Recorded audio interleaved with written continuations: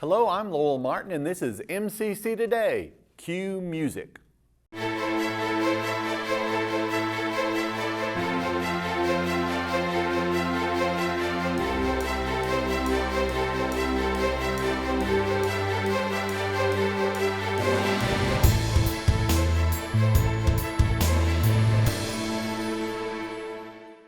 On today's show, we have Shannon Coleman, Marmion Francis, Diane Wells, and Aisha Robertson. You are going to learn a lot.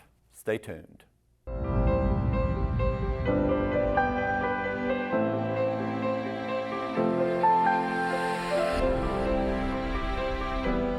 Find your wings. It's more than just a hashtag. It's the power of knowledge in our state-of-the-art classrooms. It's skills training for a competitive job market.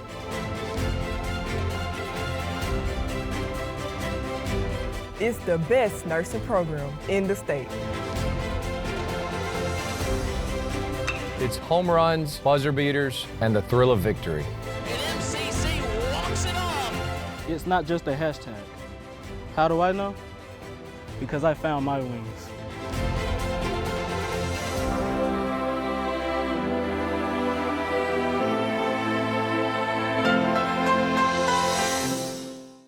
And we are here with the wonderful Miss Aisha Robertson. How are you doing? I'm good. How are you? We're here.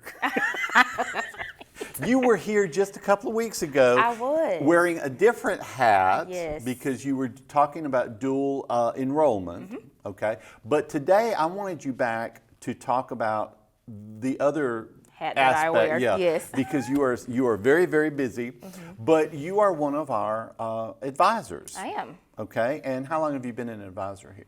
Probably about 6 months. I've Okay. been at MCC a total of a year, so I kind of started off with dual credit. I've been doing that for a total of a year now, and Right. then pre-health advisor for about 6 months. And I think you just said a little while ago that someone else has been hired for dual enrollment. Yes. So you're going to hand that baton off. Over, and then I'll be doing this full time, and I'm so excited. But now you are, and your actual title is pre-health advisor? Correct. Okay, and what exactly does that mean? I help students who are wanting to get in our health program. So we Okay. have 2 health advisors total, which is me and Laquita Chambers. Okay. So I do pre-health to help those students get into the program. Now, once they're actually in and accepted, they will transition to Laquita for an advisor. Okay. And so I service about 10 programs that I do. Which Congratulations. includes, I'm going to list them. Okay. They 10 are programs. dental assisting, Okay. dental hygiene, Okay. HIT, which is health information technology. Okay, my niece was in that one. Okay. Medical assisting, Okay. medical lab technology, Okay. radiology, respiratory therapy, surgical tech, and healthcare assistant, and physical therapy assistant. Okay. That's 10. Got all of them. Okay, Yes. congratulations. Yes. Now, as far as the healthcare, a lot of times you have to take some PreReqs before you can get in. Yes. And a lot of times these classes, the grades you make in those classes, assist you. They do. In getting in. What are some of the general PreReqs? Say someone is not sure exactly which program they want to go into. Are there some classes that are like very general that would probably go for many different programs? Absolutely. So with our health programs, of course, every program is different. They're going to have their general specific prerequisites or classes that they want you to have to get that good foundation before coming into the program. But if there was a student who knew they wanted to do a health program but just kind of unsure, I would recommend English Cont 1 for sure, Okay. Anatomy and Physiology 1 and 2, and generally like a social behavior science, which is either a psychology, human growth and development, or sociology. Those are the ones that you can generally apply to any health program that you're wanting to do. Okay. Now, after a student would take those classes, then we would kind of sit down and talk and say, okay, you've taken kind of the general basics that can go to either program. Let's find out which one is for you, so now we can do the other specific classes that you would need for this program to apply for that program. Okay. And I mean, it goes without saying that you need to do as well as you possibly can in those Absolutely. classes. You know, I'm sorry, but and I've said this before, sometimes, I know people are satisfied with C's, people are, but some of these programs are highly competitive. I would say they all are really. You know. So I always advise students to do the best you can in these classes because we do a selection process to determine we can only take a certain amount of student. And sometimes that's based on accreditation and what we can do as far as teachers, student to teacher ratio. And so none of our programs accept more than 15 students, none of our health programs. Okay. All of them either accept 15 or under. Some only accept 10, some only accept 12. So it's different programs, but the better you do in the classes, the more competitive you are to get into these programs. You're allowing yourself a better chance to get in. You're going to score a great amount of points if you are getting A's and B's rather than C's and D's. I'm just saying. And that's just, you know, the facts of it. But that's how we have to tell students we do a selection process. So the better classes, well, not the better classes, but the better you do in those classes, the higher chance you have of getting into these programs. Okay. Should a student automatically take the ACT exam, ACT test? Because we have an in-house called the do. Accuplacer. Yes. Is it better for them as far as Accuplacer or ACT? Do all programs accept one or both of those scores? Well, not necessarily. Better to take Accuplacer. So there are some programs that will only take ACT scores. So Okay. you can, if you don't meet that ACT requirement, you just have to keep retaking it until you do. Okay. Now there are other programs Which who means will like accept. if they require at least an 18 on the Right. ACT, then you've got to have an 18 on the ACT. Correct. Okay. Now, there are other programs that will accept ACT and Accuplacer. So let's just take dental assisting, for example. They Okay. will take ACT or Accuplacer. If for Okay. some reason you took the ACT and you didn't score what you wanted to, you could take our in-house Accuplacer and potentially meet scores that way. Okay. We also have an option there are some programs where there's an OR factor included. So Okay. you can either have the ACT score or the Accuplacer score or 15 hours completed in those specific courses that they require you to have as basic courses. Okay. So you have a little bit of flexibility room depending on the program. Now there are some programs specifically like dental hygiene, they will only take ACT and there's no other option. It's Okay. the 18 ACT score or nothing else. So you just have to meet that requirement. But that is put in place so that you can pass the boards. Right, So they okay. don't want to accept, it's not to discredit any students, but we don't want any students being put into dental hygiene that has, let's say, a 15 on the ACT because they're not going to do very well on their boards. Right. And that's going to defeat the whole purpose of them being in that program. And in most of these programs, taking the boards is part of the program. Yes. And in fact, they have to, once they take the boards, and we have very good rates of Yes. pass it, they do very well.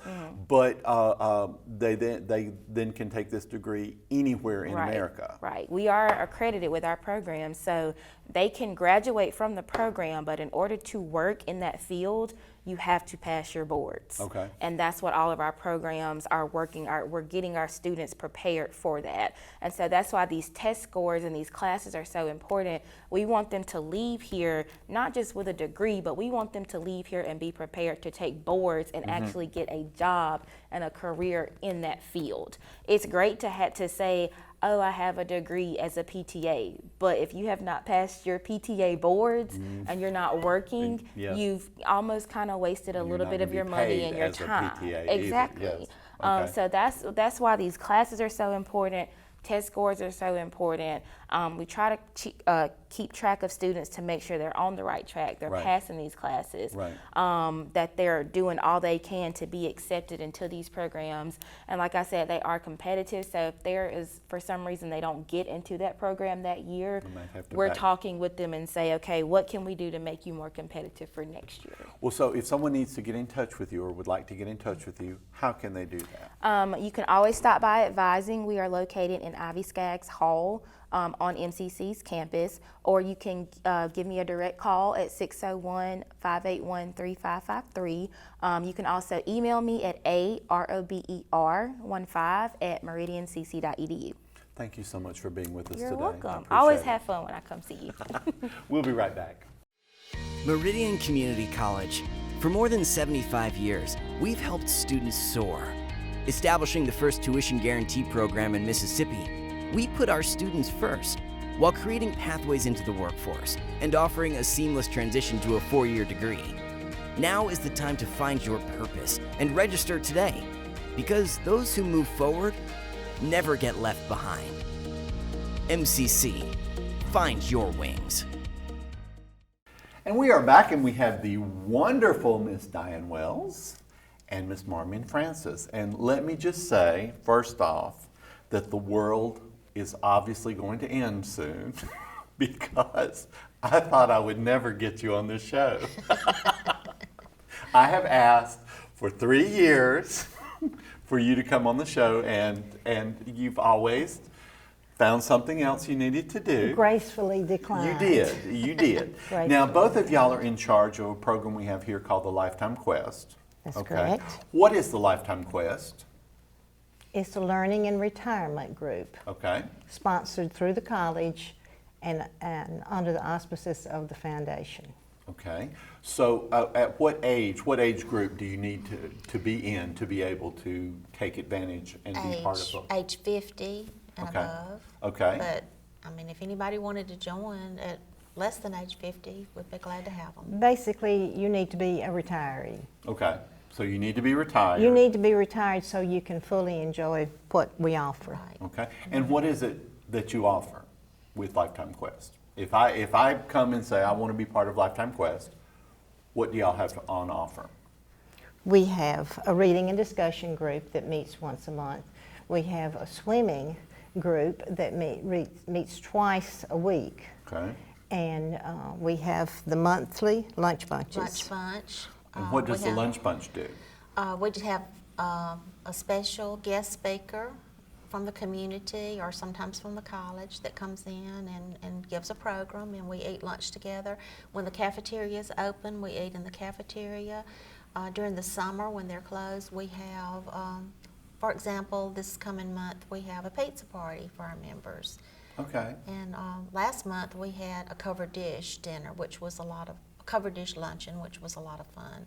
Okay, and so in addition to the looking at discussing literature and swimming and the lunch bunch, what else? Anything else that is involved in Lifetime Quest?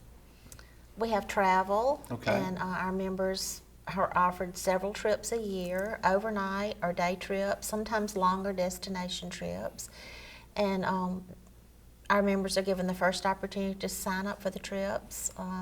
And most of the time they feel, for example, this month, we're not traveling this month, but next month we're going to Tuscaloosa, Alabama. Okay. And Dr. Huebner will be going with us, and he'll be our step-on guide. And we have a few openings left on that trip that we would open up to others outside of Lifetime Quest. Okay. Typically speaking, if someone wants to take part in Lifetime Quest, is there an overall fee for them to be part of it? There is an $80 per year. And this $80 per year, this allows them to take part in. Now, I imagine the travel, there would be some additional money. Oh, yes. Okay, yes. So you will have to pay for a certain amount to go to Hotel. Tuscaloosa. We have to cover expenses. Okay. To that. Now, how do you decide on which works of literature that you're going to discuss? We have an anthology. Mm-hmm. So we have a different reading, a short story each month. And I thoroughly enjoy, because I've been privileged to be a facilitator. To be a facilitator of some of those short stories, and I always have such a good time. It's a good because group. Let's just say, these are people who know the world. They come in prepared, they come in with questions. You don't have, because sometimes you have students who, in normal classes, who have not read the material, I don't think I've ever run into that with coming to this Lifetime Quest. That's right. The discussion, it's discussion, that's the important thing. We like to interact with each other. Mm-hmm. And there have been so many times where I come out and I go in thinking I really understood the short story, but we get in there and we start talking about it, and I'm like, oh, wait a minute. Someone will bring up a point, and it's like, wow, I did not see that. Do you have a favorite part of the Lifetime Quest that you like to do? Ooh. That's hard to say. The travel is fantastic, and Diane does a wonderful job. She researches and arranging, scheduling That is must be just a nightmare sometimes. it's just really it's really It's hard. okay. It's really hard, and How do you- that's the special talent she has. How do you choose which areas you want to visit? Because I know, like in the past, I think I've heard that y'all have been to New Orleans, day Right. trips, New Orleans, maybe Birmingham as well. Play trips. Okay. We always trip. check the schedules for the Birmingham, Broadway Across America, Birmingham and New Orleans. And occasionally we've been to Montgomery, to the Alabama Shakespeare Festival, to those plays. Our members always enjoy the day trips. They love the plays. We just got back from a trip to Arkansas, and How was that? Did you have fun? It was great. We had a wonderful time. We visited P. Allen Smith, Moss Mountain Farms, and several other things, the Clinton Presidential Library. And that trip came about from one of our members. She knew someone that had done the trip, and she told me about it, so I started investigating, and I found some other things to do and decided it was far enough, we need to make it a 2-night trip. Sometimes a member will give me a clipping out of a magazine, and I had a member one time that gave me a clipping about the Grammy Museum in Cleveland, and so I took that and just found some other things, McCarty pottery, Peter pottery, so. And it can start with anywhere, Right, anything, anywhere. Just we have a trip coming up to Fort Payne, Alabama on October the 20th, and that one really is one that I'm planning from my own personal experience. I've been up there a lot. I have a friend that has a house on Lookout Mountain, and I said, well, I'm going to do a Lifetime Quest trip, bring everybody up here. Typically speaking, when you take a trip like this, about how many people are with you? About how many people do Usually you take? anywhere from about 28 to 34, usually. Okay. Well, if anyone is interested in the Lifetime Quest program, how can they sign up? Well, they can come by the office Okay. and give us a check. They can. We love checks. We love checks. They can go to the Meridian Community College website, and that address is meridiancc.edu. Okay. Click on the Foundation tab, and under that tab, when that takes you to the Lifetime Quest, you click on that tab and scroll down, and the application is there for you to access. Well, listen, I want to thank both of y'all for being here today, and I want to have you back. If that, let's see how that goes. We'll okay? see. Within the next 3 We'll years. But thank you so much for being here. Okay. Thank you. Thank you. We'll be right back. Not essential. Never let anyone tell you that again. Never doubt your abilities to make a difference. How do I know this about you? Because I'm a teacher. I am the one who will push you harder and farther than you could have ever imagined. Teach you things that you never thought possible. And if you will give me 100%, then I will stand shoulder to shoulder with you, and together we will change your future. MCC, find your wings.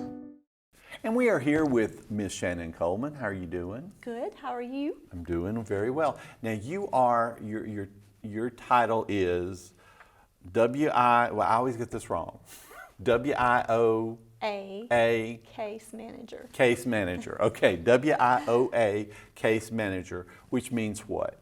If you don't mind me asking. Basically, I manage several workforce grants that we have available that help give funding for students. Okay, and let's face it, this is important. So students can take advantage of this to get a lot of things taken care of, whether it be tuition, books. Right. That included in that? Okay, anything else that might be included in that? The basic grants for individual training do cover tuition, books, and some of the fees that are associated with their training. We have additional grants for support services and internships and things like that. Okay. The support services grant can help reimburse them for transportation coming to class. It can help with daycare if they have children in daycare, things like that that can come along and support them in staying in school. Excellent, excellent, and very necessary sometimes.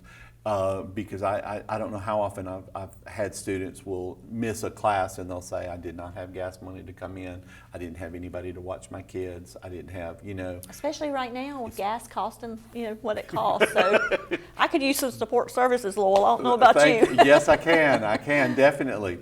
But so are there any particular fields or anything that, you know, that students that can get grants for, like, you know, education, or is there anything in particular that they can get grants for? Yes, the programs that are outlined under these grants that I manage, basically we have WIOA, which covers about 19 of our career tech programs, and then we have the Healthcare Stability Grant, and it covers several of our health ed programs that are not covered under WIOA, because healthcare is such a high employer here in our area. All of the ones that are covered are basically those in-demand occupations, or they lead to, you know, the in-demand occupational jobs. And so it does have to be an approved training program in order. It's not just any program that we offer. There is a number of, like nursing, LPN and RN, accelerated is on there. We have a number of industrial programs, precision manufacturing, welding. So it covers a lot. Truck drivers, several of the different industries are covered under that grant. And then under the health care, we also have medical lab, we have HIT, just, you know, a number of those health ed programs. So altogether we have probably close to 30 programs that are covered. We have some other grants that I don't necessarily navigate, that cover some of the other programs that we do offer on the career tech side, and I can get you in touch with the people, you know, for that.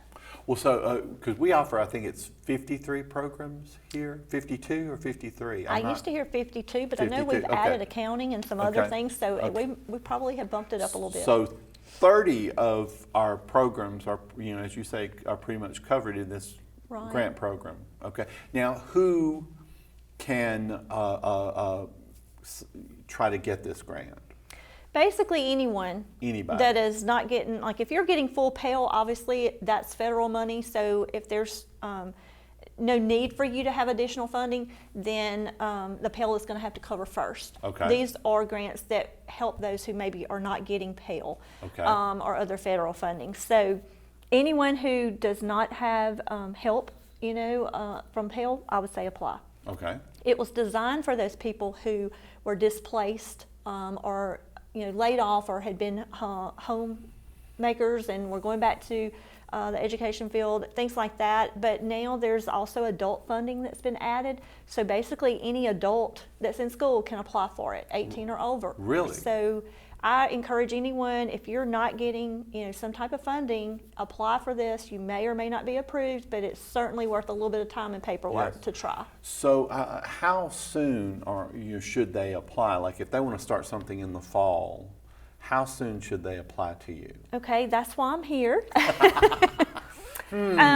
With our district, there are certain times that you can apply, only during enrollment, and that enrollment period is usually for 2 weeks prior to the semester.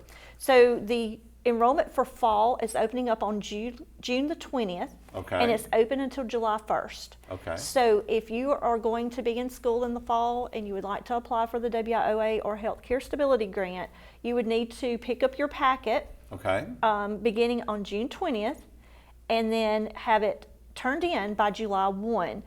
When I say pick up a packet, it's a packet of papers. There's a checklist there. You obtain those by either emailing me to request that, or you can stop by your local WIN Job Center to pick up a packet. So they can, like if it's, they can go by the WIN Job Center, but if they email you, then that can be sent to them electronically? Correct. As long as you have a way to print it, I can email it to you. You print it off, you fill out the same paperwork. At any rate, whether you pick it up or if I email it, you have to call to get an appointment with the interviewer at the WIN Center, whether that be here, Laurel, or wherever you live closest. You get an interview scheduled, and that has to be before July 1. So you basically have 2 weeks to get everything taken care of. Okay, so this is one of the, do not wait till the last minute. Exactly. Do not wait till the last minute, because July 1, and and I'm saying by the close of business day, July Correct. 1, and which would be like 4 or 5 o'clock in 5 the o'clock, afternoon, okay? Then you got to have it or it's over. That's you right. cannot, I don't mean it, but for this time period, for this Correct. time frame, for the fall, you will not, that's the only time you can apply. That is correct. The Okay. next enrollment won't be till November, and that'll be for spring. So Okay. it's very important that they adhere to those dates. I mean, and let's face it, if you adhere to those dates and you do get the grant, this is going to go a long way to paying, probably paying most of your education. Correct. For the fall. Right. Do you have to reapply every semester? Once you're awarded the grant, you do Okay. not have to keep reapplying. Okay. Now, if you get turned down or you're not awarded that grant, for this particular go-around, certainly reapply each time we offer it, because we can pick you up at any point Okay. and hopefully help you finish, even if we can't pick you up now. Okay, so they can stop by the Wynn Job Center or get in touch with you. How can they get in touch with you? Okay, my phone number, if you would like to call me for any questions you may have, is 601-553-9531. My email address, if you would like to request a packet or reach out to me via email, is scolem11@meridiancc.edu. Okay, and so give us those dates again. They are June 20th through July 1st. Okay, and get that in and hopefully get some stuff paid for. Exactly. I'd love to help you.